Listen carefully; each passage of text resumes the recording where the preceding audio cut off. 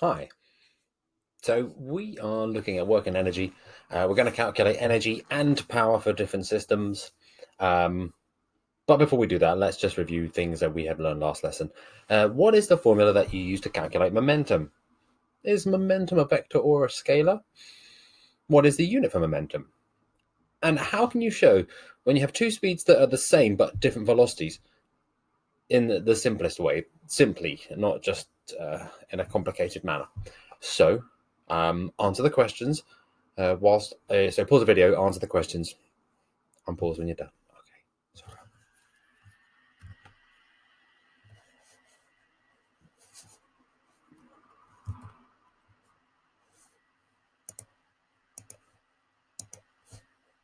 Done.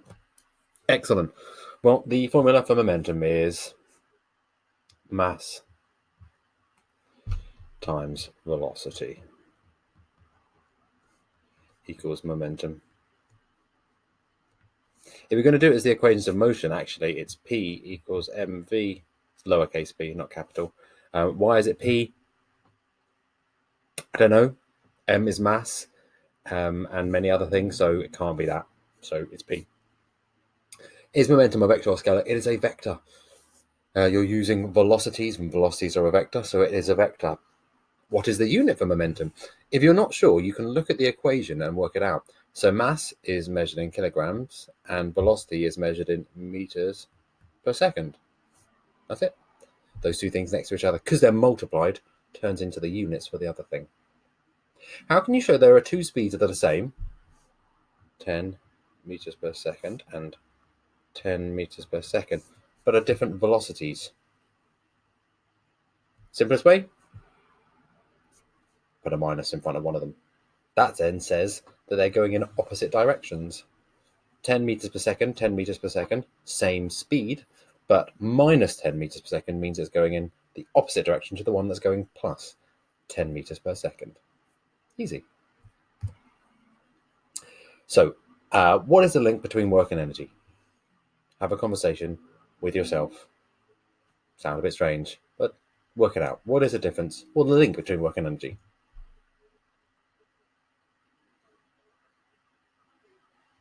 Did you say there was an equation? Did you come up with some crazy idea? Or are you just waiting for the answer? Well, the answer is there is no difference. They are the same. Work done equals to energy transferred. Now, it's worth noting that all work done is an energy, but not all energies are work.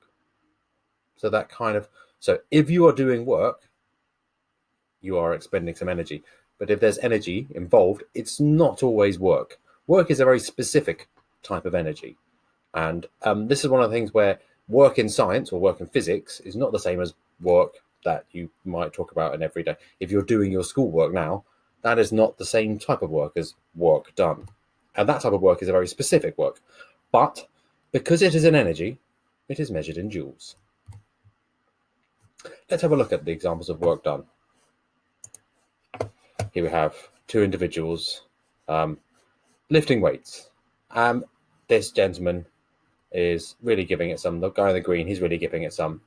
He's managed to get it to the same height as the guy in blue, but obviously there's a lot less. The guy in blue, much larger masses, weights on the end. He's lifting it higher. The weightlifter on the right is doing more work because he is lifting a larger amount of mass. He's lifting a larger weight. So work done is all about, one part of work done is about the force involved. And you have to have a much bigger force involved into lifting the big weights as you are in lifting the small weights. Although the guy in green, he's trying. He's really trying. So give him his dues. Which fireman is doing the most work? Well, neither of them appear to be putting out the fire. So neither of them are doing a lot. They don't have a hose. I'd say both of them are very incompetent. But assuming they're about the same, they look about the same size. One of them is much higher up. So the fireman that has gone higher up on the ladder, he's moved a further distance. Therefore, he or she has done more work. So work done is about the force involved and the distance that force has moved. But here's where the definition becomes tricky. Not tricky, just maybe confusing.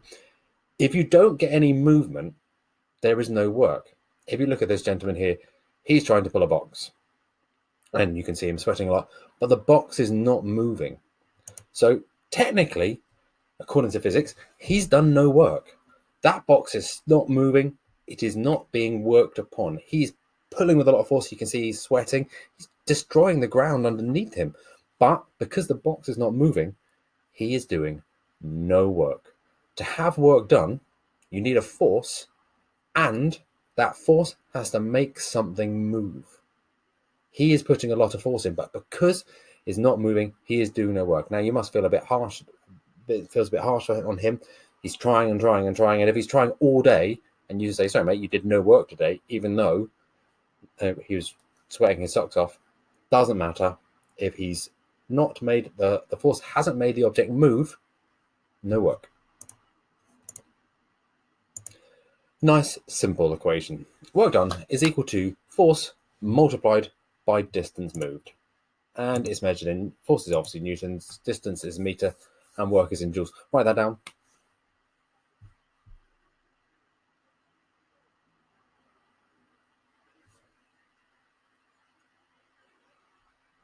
Done equals force times distance moved. Check. Now, if you were to carry on doing physics at A level, that equation just becomes a little bit more, there's just an extra element, because it's all about, they add a bit of angles in there, and it's all about the force and the distance have to be in the same direction. If the force and the distance are not in the same direction, then that work doesn't apply to that situation. And now, fortunately for GCSE, all the questions you'll be asked about will either be one of two things. The force will definitely be in the direction of motion. So if this is pushing force this way and I move my hand and my hand moves that way, then it's fine. Whereas if the force is not like at right angles to the direction of motion, so something's falling down and then you do something's pushing on the side, then if it's going down but the force is going this way, those two aren't related, so there's no work done. So the force and the movement have to be in the same direction for work to be done. Here's an example of, let's work it out. We have a 30 kilonewton weight, 30 kilonewtons, newtons is force, so that's how much it takes to lift it up, and we take it all the way to the top. The work done is 30,000 times 5. Let's show the working just in case. The force times the distance moved. It can't really be any simpler. 30,000 multiplied by 5, 150,000 joules. That's the small one to 3. 10,000 newtons multiplied by 3 meters. It's just the distance moved times the force gives you 30,000 joules. Can I go back? No, hang on, I can. It's worth noticing that this equation is very simple. So force is just, in this situation, it's the weight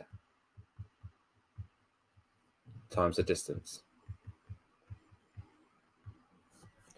So for that last example, it's the force was the weight of the object and the distance was how high it moved. So for that example, it's weight times distance. And if you remember the equation for weight, well, weight is mass times gravity. And then distance is distance. This is the same as gravitational potential energy. If work done against gravity is the same as gravitational potential energy. So if you want to work out something's gravitational potential energy, you do its mass times gravity times the distance it's up. If you want to work out the work done in lifting something up, you do the force times the distance. And the force is its weight times the distance. So work done and gravitational potential energy, when you're doing it vertically, are exactly the same thing. Work done and gravitational potential energy are exactly the same when we're working vertically.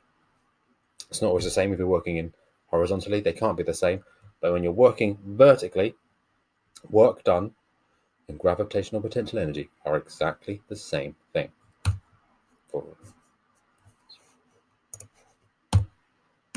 No. Poink. So, now, let's just have a look at some things. I just want you to fill in the missing words. Don't copy down the whole thing. That'll take ages and it'll be pointless. You can if you want to, but it's just time. Write the number one, and then A to G. And then I just want you to write the correct words in the correct letter. A has two of them. So, A, the unit of energy is the, and the unit of power is something. So, let's start again. Fill in the spaces in the statements below to complete the sentences. Use the words, numbers, or units from the box provided, using each only once. That should make it easier. You're going to use each one only once. For A, the unit of energy is the, and the unit of power is the. The energy store of a moving car is mostly what type of energy? If a force move of 20 Newton moves a distance of 30, then the amount of work done will be. The power of 1 watt is the same as 1. That's from a couple of lessons ago. A power rating will be greater if work done over a something period of time. The something that a device is used for its power rate. Wow, that's already. The something that a device is used for and the something its power rating, the something energy will be transferred. Wow. So higher or longer a device is used for, the energy and power have the same size, and power have a size or magnitude, but no specific direction. So they are what type of quantities? So pause, write down the answers. If you're not sure, that F is tricky. Do all the other ones, you'll be left with 3. Then those 3 you're left with. It makes sense. So we know from today that work done equals energy. And we know from last week that energy divided by time is power. So work divided by time is also power. Basically, because we said energy and work were the same. So it's a new way of working out the power of something. And let's have an example. The height of one stairs is 0.15 meters. Someone walks up 4 stairs. They have a mass of 50 kilograms. Assume the gravitational field strength is 10. Calculate the work done by climbing these stairs. So first of all, we need to turn. So we need force times distance. Because we're working against gravity, it's also the same as doing GPE. So it's weight times distance. Okay, so their weight is their mass times gravity, so 50 times 10, and the distance is 0.15 times 4, because they go up 4 steps. Put this on my calculator because I can't do simple maths in my head. So 50 times 10 times 0.15 times 4. Oh no, I did that wrong. Gives us a value of 300 joules.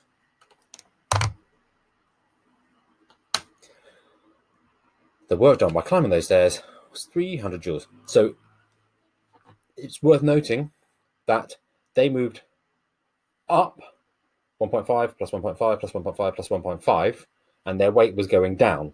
So the force was going this way and the direction of motion was going this way. So they're in the same plane of, they're in that same direction, forward and backwards.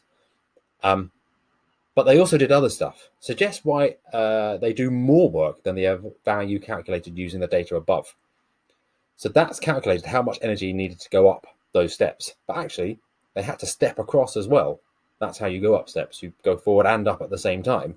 So they didn't just go up. They went up and across. But the work done against gravity, well, gravity only works down. So we could only use the height they've gone up as the distance that they've moved against gravity. So in reality, they've done more than just go up. They've gone up and across. So they've actually done more work. But that's more complicated for us to work out now. Here's a good opportunity for you to do the same thing. Hopefully you have a ruler in your house.